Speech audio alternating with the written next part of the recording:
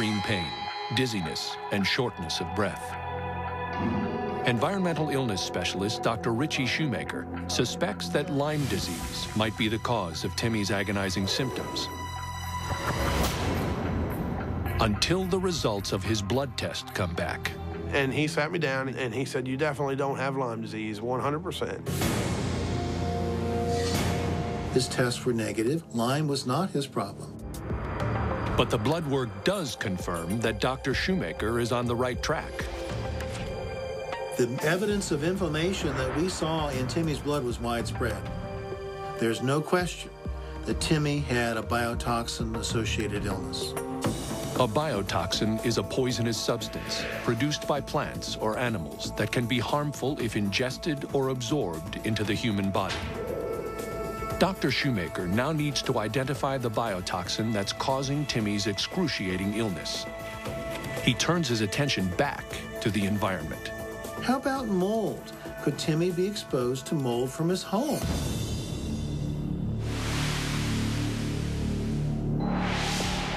It's possible that poisonous biotoxins are being released into the air by a colony of mold growing somewhere in Timmy's house.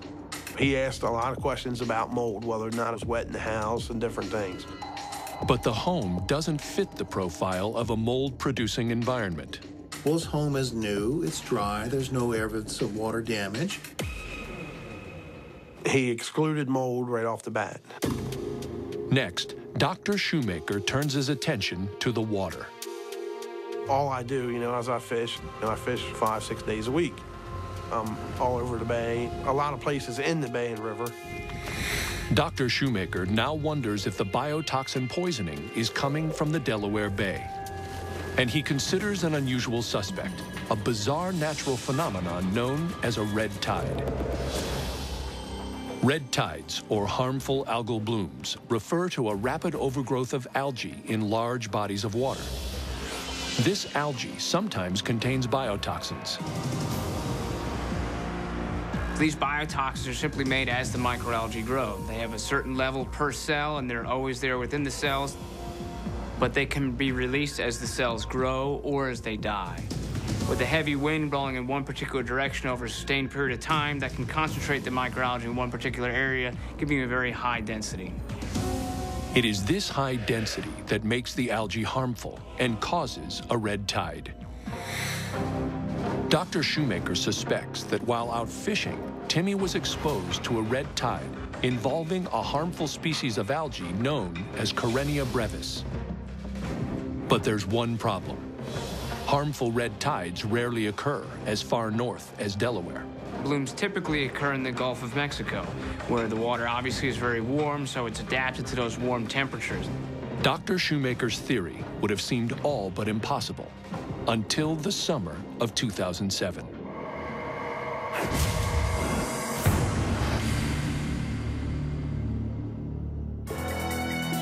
In a warm patch of ocean in the Gulf of Mexico, a colony of Karenia brevis algae begins to reproduce, multiplying exponentially.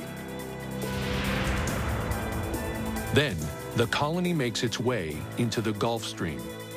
It probably entered the Gulf Stream on the western side of Florida, and then would be swept into the Gulf Stream, making its way around the tip of Florida and then up the east coast. Normally, colonies of algae are swept out into the middle of the Atlantic Ocean, where they die. But in the summer of 2007, the ocean currents take an unusual turn. The Gulf Stream waters then migrated north and then probably broke off from the Gulf Stream and then migrated inland. From there, the rogue colony of Karenia brevis seeps into Delaware's waters, causing a red tide. This event in 2007 in Delaware was really a once-in-a-lifetime event. As far as we know, the bloom has never occurred there before.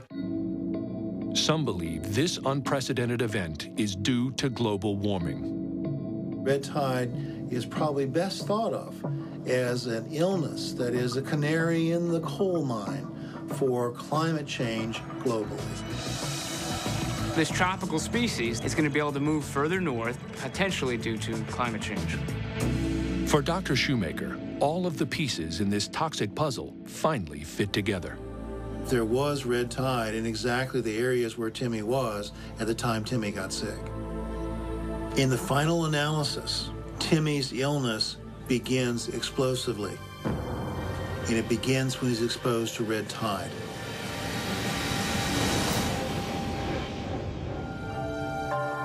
But how did a red tide set off an illness with such wide-ranging symptoms? In a red tide, there will be a mist of very small particles that people can breathe. According to Dr. Shoemaker, his immune system then mounted an attack on the foreign invader, causing inflammation throughout his body. The symptoms Timmy had are directly attributable to the inflammatory responses. It is a progression to worsening cognitive function, worsening joint function, worsening respiratory function, and worsening fatigue. Yet very few people actually get sick from red tide exposure. So why this time? Timmy is an outlier with genetic susceptibility. If we look at 1,000 people exposed to red tide, 995 plus of them are going to be fine. 5 of them will be Timmys. Dr. Shoemaker shares his diagnosis with Timmy and Morgan. When he finally come to the conclusion that it was red tide, I mean, I knew that that's where I got it from, definitely. It made a lot of sense. Everything that had been going on from the first day, everything.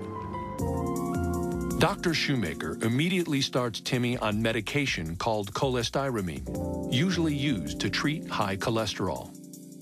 We found cholestyramine helped a very large percentage of patients. Dr. Shoemaker believes cholestyramine rids the body of biotoxins the same way it works with cholesterol, by binding to it and eliminating it through the urine. 3 months later, Timmy is almost fully recovered. He's back to normal. He's not exhausted 24 hours a day. Every day is normal. I mean, I'm back to being old me again. There was just a new spark in him that I hadn't seen in a while. And Timmy's back on the water doing what he loves. But Dr. Shoemaker warns him to stay off the bay during the summer months, when conditions are ripe for a red tide bloom.